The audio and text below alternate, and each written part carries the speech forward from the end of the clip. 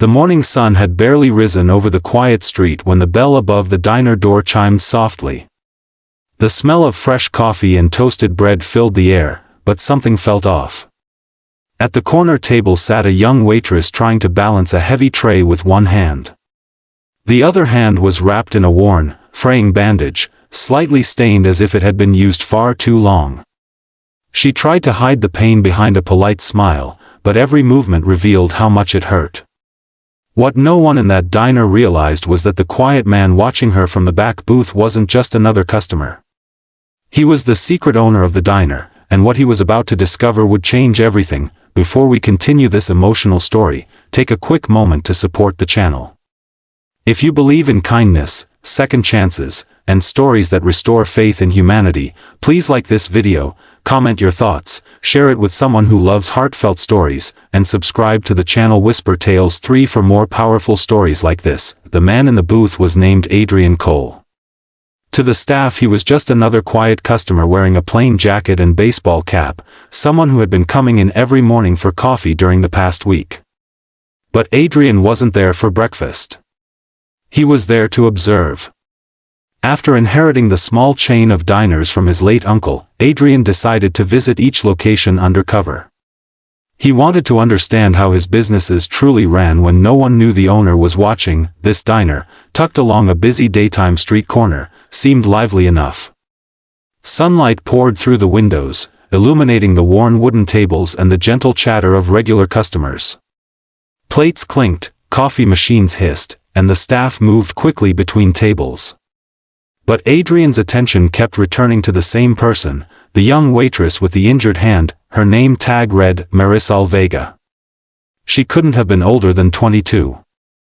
Her dark hair was tied back hastily, and faint shadows rested under her eyes like she hadn't slept well in days. Yet she kept moving, carrying plates, refilling cups, and greeting customers with warmth that felt genuine. Every time she lifted something with her injured hand, her face tightened for just a second before she forced the smile back. Adrian noticed something else too. The diner manager, a tall man named Curtis, watched her closely.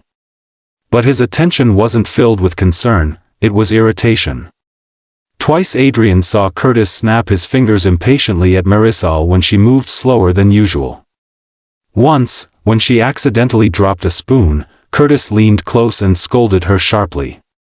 Marisol lowered her head and apologized quickly before rushing back to work. Adrian stirred his coffee slowly, pretending not to notice. But inside, something felt wrong. A broken hand wasn't a small injury. Yet Marisol was working as if she had no choice. Around mid-morning, the diner became quieter.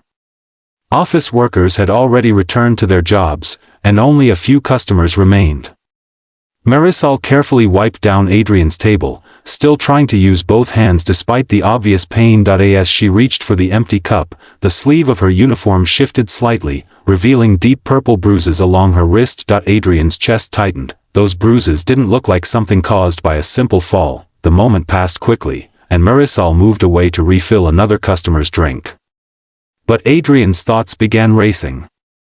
He had seen enough businesses to know when something was wrong behind the scenes. A few minutes later, he noticed Curtis walking toward Marisol again.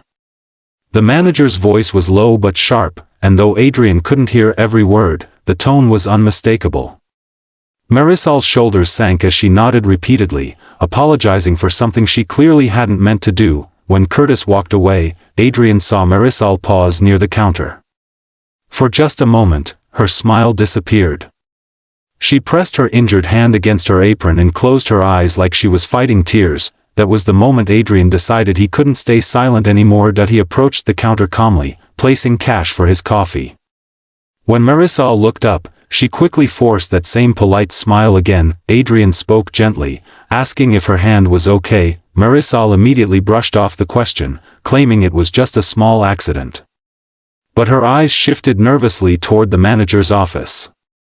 The response felt rehearsed, like she had answered the same question many times before. Adrian didn't push further. Instead, he quietly thanked her for the service and stepped outside, but he didn't leave. Standing across the street, Adrian made a phone call. Within an hour, he returned, not as the quiet customer, but as the diner's owner. When Curtis saw him walk through the door with company representatives behind him, the manager's confident posture instantly collapsed. The staff gathered near the counter, whispering in confusion. Adrian's eyes moved calmly across the room until they stopped on Marisol, who looked completely stunned. The next hour revealed a story Adrian never expected. Marisol had injured her hand weeks earlier while working a late shift. A heavy supply crate had fallen because of faulty shelving in the storage room. Instead of reporting the accident properly, Curtis had forced her to keep working, threatening to cut her hours if she complained. Marisol needed the job desperately. She was supporting her younger brother while finishing community college during the day. The bruises Adrian had seen came from lifting heavy trays and supplies with an untreated fracture. Curtis had hidden the incident to avoid inspection penalties. When Adrian heard the full story, the diner felt painfully silent, but the silence didn't last long. Curtis was immediately dismissed from his position. Adrian arranged for the storage area to be inspected and repaired that same afternoon. More importantly, he ensured Marisol received proper medical care and full paid leave to recover. Yet what surprised Marisol most wasn't the help. It was Adrian's next decision. A few weeks later, when Marisol returned with her hand fully healed, Adrian offered her a new role, not as a waitress, but as an assistant manager trainee. He had seen something rare in her during that painful week. Despite the injury, the exhaustion, and the pressure, she had treated every customer with kindness. That kind of character couldn't be taught. Months passed, and the diner slowly transformed. The atmosphere became warmer, the staff more supportive, and customers noticed the difference.